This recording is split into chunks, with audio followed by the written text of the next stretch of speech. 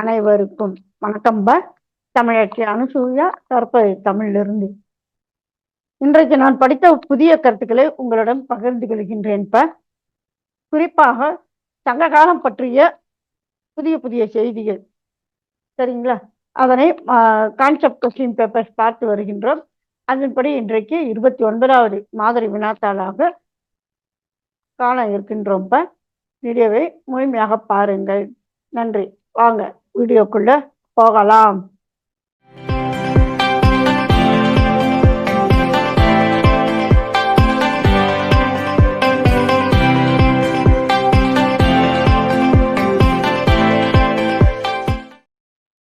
சங்க பாடல்களை தொகுத்தவர்கள் அரசன் மகள் இளவரசியை குறிக்கிறதுக்காக பயன்படுத்திய சொல் என்ன? தேவி. சங்க காலத்து வீட்டு முற்றத்தில் வளர்க்கப்பட்ட பறவையை எவ்வாறு அழைத்தனர்? எகினம்.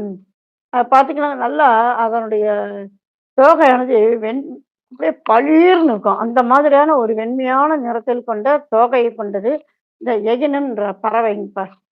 சரிங்க. சங்க காலத்து நீச்சல் நடன வீரனின் பெயர் என்ன? ஆட்டன் அத்தி.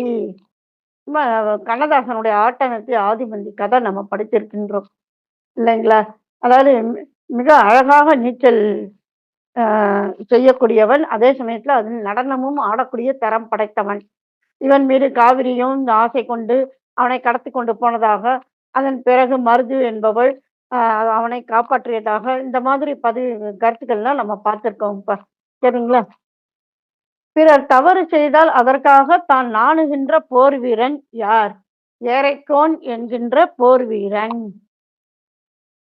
சேரன் செங்குட்டனின் மனைவி கோப்பெரும் தேவி எகினத்தின் மயிரை மெத்தையில் திணித்த கட்டிலில் துயில் கொண்டிருந்ததாக காட்டுகின்ற நூல் இது. சிலப்பதிகாரம். மரக்கலம் செலுத்தி வாணிகம் செய்து வந்த சேர நாட்டு குடிமக்கள் எவ்வாறு அழைக்கப்பட்டனர்? குட்டுவர் என்று அழைக்கப்பட்டனர். குற்றம் ஒன்றும் இல்லாத ஆயர் நற்குடியை குறிக்கும் சொல் யாது?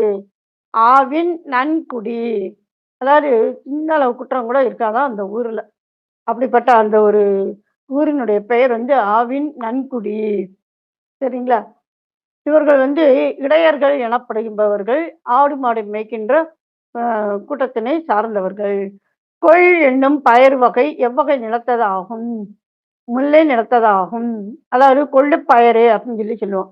இது பார்த்தீங்கன்னா காணம் என்கின்ற இன்னொரு சொல்லாலும் குறிப்பிடப்படுகின்ற. இப்ப காணம் அப்படின்ற பார்த்தீங்கன்னாக்கா நம்ம ஏற்கனவே கல்வெட்டியல் தொல்லியல் எல்லாம் நம்ம பார்த்திருக்கோம். தங்கத்தை குறிக்கக்கூடிய ஒரு சொல் காணம் என்கின்ற சொல் அப்படின்னு சொல்லி நம்ம பார்த்திருக்கோம். இப்ப சரிங்களா? அடுத்து, சங்க காலத்தில் பெண்ணை கெடுத்தவனுக்கு என்ன தண்டனை வழங்கினர்? அவனுடைய தலையில் கொதிக்கும் சுண்ணாம்பு நீரினை கொட்டுதல். சுண்ணாம்பு ஏற்கனவே நல்ல சூடாவே இருக்கும், அதுவும் வேற நல்லா கொதிக்கின்ற சுண்ணாம்பை அவன் தலையில் கொட்டுதல். களவியல் சந்தேகங்களை தீர்க்கும் மக்களுள் இவர்களும் ஒரு வகையினர் என்று தொல்காப்பியர் யாரை குறிப்பிடுகின்றார்? கணியரை குறிப்பிடுகின்றார். அதாவது கணித்து கூறுபவர்கள் அப்படின்றவர்கள் தான் கணியர்கள் அப்படிங்கிறது.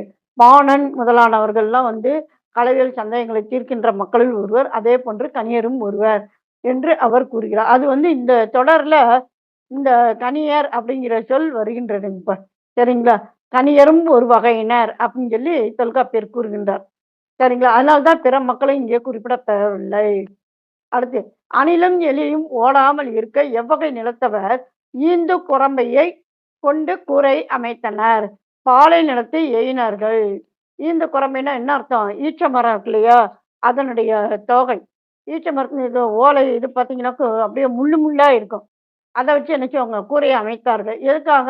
அணிலும் எலியும் ஓடாமல் இருப்பதற்காக.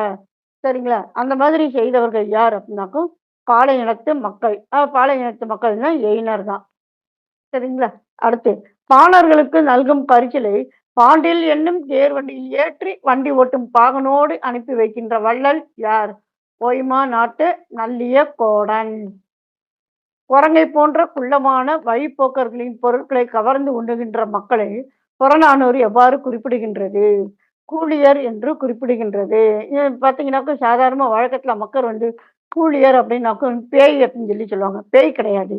குள்ளமான குரங்கை போன்ற தோற்றமுடைய மனிதர்கள் தான் அவ்வாறு அழைக்கப்பெறுவர். கம்மியர் எனப்படும் கலைத் தொழிலாளர்களை காட்டும் நூல் எது? மதுரை காஞ்சி. மிக முக்கியமான வினா. இப்ப ஏற்கனவே நம்ம பார்த்த வினாக்களும் முக்கியமான வினாக்கள் தான். புதிய கருத்து கொண்ட வினாக்கள். சரிங்களா? கலைத் தொழிலாளர்கள் அப்படின்னு சொல்லி சொன்னோம்னாக்கோ, யார் அப்படின்னு சொல்லி சொன்னோம்னாக்கோ, அதாவது பொன் விற்கின்றவர்கள். அதே மாரி துணியெல்லாம் புதிய துணிகளை எல்லாம் வந்து தோள்பட்டையில தூக்கி போட்டு சென்று விற்பவர்கள், சாலையில் சென்று விற்பவர்கள். அதே மாரி பொன்னை உரசி பார்த்து அதனுடைய தரத்தினை கூறுபவர்கள். இந்த மாதிரியான ஒவ்வொரு வகையான கலைத்தொழில் புரிபவர்கள். அவர்களைத்தான் கம்மியர் என்று மதுரை காஞ்சி கூறுகின்றது. கொங்கர் ஆடு மாடுகளை மேய்க்கும்போது கட்டுச்சோறு கொண்டு செல்வது போல, குட்டுவர் மரக்கலங்களில் செல்லும்போது எதனை கொண்டு செல்லுவர்? மட்டப்புகாவை கொண்டு செல்லுவர். அம்மா மட்டப்புகான்னா என்னங்கம்மா? சர்க்கரை பொங்கல். வேற ஒண்ணும் இல்ல. குன்றத்தில் குறவையாடும் மகளிர் தம் தெய்வம் கொற்றவையை வழிபடும் பொழுது எவ்வாறு அழைப்பர்? ஐயை என்று அழைத்து வழிபடுவர். காராளர் என்னும் சொல் முதலில் இடம்பெறுகின்ற நூல் எது? மணிமேகலை. சேரன் செங்குட்டன் அவையில் ஐம்பெருங்குழுவும் என் பேராயமும் இருந்ததாக குறிப்பிடும் நூல் எது? சிலப்பதிகாரம். அன்னி மினிழியின் ஊர் எது? தேர் அழுந்தூர். அதாவது அழுந்தைன்ற ஊரு தற்காலத்துல வந்து அது தேர் அழுந்தூர் என்று அழைக்கப்பெறுகின்றது. சரிங்களா? அடுத்து காவல் பணியின் போது கதவை தட்டிய குற்றத்திற்காக தன் கையை தானே வெட்டி கொண்டவன் யார்? பொற்கை பாண்டியன். பாண்டிய மன்னனுடைய நாட்டுல வந்து மக்கள் எல்லாருமே மிக மகிழ்ச்சியாகத்தான் இருந்தார்கள். இருந்தாலும் மன்னன் பார்த்தீங்கன்னா தினமும் இரவு நேரத்துல காவலுக்கு செல்வது வழக்கம். ஊர் வலம் வருவாங்க இல்லையா? அப்படியே என்ன செய்வாங்க, காவலுக்காக அப்படியே வந்து பார்ப்பாங்க. அப்படி பார்க்கும்போது ஒரு வீட்டுல வந்து வேதியன் ஒருவன் பேசுகின்றான் தன் மனைவியிடம். நான் வந்து வணிகம் காரணமாக ஊருக்கு போறேன் அப்படிங்கிறான். உடனே அவனோட மனைவி சொல்ற, அந்த ஊர்ல வந்து ஆஹ், திருடர்கள் இருக்காங்க. அதனால வந்து எனக்கு பயமா இருக்கு அப்படிங்கிறாங்க. உடனே அந்த வேதியன் வந்து என்ன சொல்றான், நம்ம மன்னர் இருக்காரு, அவர் பத்திரமா பாத்துக்குவாரு, கவலைப்படாத அப்படின்னு சொல்லி சொல்றாரு. இதை கேட்ட உடனே மன்னனுக்கு ரொம்ப பெருமையா இருக்கு. பரவாயில்ல, தன் மீது எவ்வளவு ஒரு நம்பிக்கை வைத்திருக்கின்றான் அப்படின்னு சொல்லி ஒரு நம்பிக்கை அவனுக்கும் ஒரு மகிழ்ச்சியாக இருக்குன்னு. இப்படி இருக்கும்போது ஒவ்வொரு நாளும் இந்த மாதிரி ஊர் காவலுக்காக அவன் செல்கிறான். அப்படி மறுபடியும் ஒரு நாள் ஊர்காவல் செல்லும்போது அந்த வீட்டுல வேதியன் வந்து பேசிக் கொண்டிருப்பான். வேதியனும் மனைவியும் பேசிக் கொண்டிருக்கின்றார்கள். இவன் என்ன செய்யறான், தெரியாம கதவை தட்டி விடுகின்றான். அந்த வீட்டு கதவை தட்டிடுறான். தட்டின உடனே இப்ப வேதியனுக்கு வந்து தன்னுடைய மனைவியின் மேல சந்தேகம் வந்துடும். இந்த அகால நேரத்துல யார் வந்து கதவை தட்டினாங்க, என்ன காரணம் அப்படிங்கிற தேவையில்லாத சந்தேகம் தன்னுடைய மனைவியின் மீது வந்துவிடும். இதை பார்த்து அவன் என்ன செஞ்சான், பாண்டியன் ஐயோ நம்ம தெரியாம கதவை தட்டிட்டோமே அப்படின்னு சொல்லிட்டு என்ன செய்யறான், ஒவ்வொரு வீட்டு கதவையும் தட்டி விட்டு போயிடுறான். உடனே பார்த்தீங்கன்னாக்கா, மறுநாள் வந்து அரசவையில இருக்கும்போது மக்கள் எல்லாரும் வந்து என்ன செய்றாங்க, இந்த மாரி ராத்திரி வந்து என்னன்னு தெரியல, என் வீட்டு கதவ தட்டுனான், யாருன்னு தெரியல, கதவ திறந்து பார்த்தா அப்படின்னு சொல்லி ஒவ்வொரு மக்களும் சொல்றாங்க. சொல்றவங்க என்ன சொல்றாங்க அப்படின்னாக்கா, அவன் கைய வெட்டணும் முதல்ல அப்படின்னு சொல்லி சொல்லி சொல்றாங்க. உடனே இந்த பாண்டியன் என்ன செய்கிறான், தன்னுடைய கையை அவன் தன்னுடைய வாளால் வெட்டி விடுகின்றான். உடனே மக்கள் எல்லாரும், "என்ன மன்னா?" அப்படின்னு சொன்னே, "ஆமா, அந்த கதவை தட்டியவன் நான் தான்" அப்படின்னு சொல்லி இந்த சம்பவத்தை அவன் எடுத்து கூறுகின்றான். இதனால் என் கையை நானே வெட்டி கொண்டேன் என்று. அதன் பிற்பாடு பொன்னால் ஆன கையினை அவன் வைத்துக் கொண்டதாக ஒரு வரலாறு இருக்கின்றது. அதனால் அவன் பொற்கை பாண்டியன் என்று அழைக்கப் பெற்றான். சரிங்களா? பொருளை கொள்ளும் செயல் உடையவர்களாக விளங்கிய பெண்டிர் எவ்வாறு அழைக்கப்பட்டனர்? கொண்டி மகளிர் என்று அழைக்கப்பட்டனர். அதாவது இவங்க என்னன்னாக்கோ, ஆடவரிடம் வந்து பொருளை பறிக்கின்ற நோக்கம் மட்டும்தான். அவர்களுக்கு இன்பத்தை கொடுப்பார்கள். பொருள் வந்த உடனே அவ்வளவுதான். மறுபடியும் வேற ஒரு ஆடவனிடம் சென்று விடுவார்கள். அவனிடமும் இன்பம் கொடுப்பார்கள். பொருள் பெற்றுக்கொண்டவுடன் மறுபடியும் இன்னொரு ஆடவருடன். அந்த மாதிரியான வெறும் பொருளை கொள்கின்ற நோக்கம் மட்டும்தான் அவர்களுக்கு. அப்படிப்பட்ட பெண்டிர்கள் சங்க காலத்தில் கொண்டி மகளிர் என்று அழைக்கப் பெற்றனர். கௌரியர் என்னும் சொல் குறிக்கும் மன்னர்கள் யார்? பாண்டியர்கள். இமயமலையில் உருவில் உயர்ந்து விளங்குவது போல கொடை பண்பில் சிறந்து விளங்கினர் என்று புறநானூறு காட்டும் மக்கள் இனத்தவர் யார்?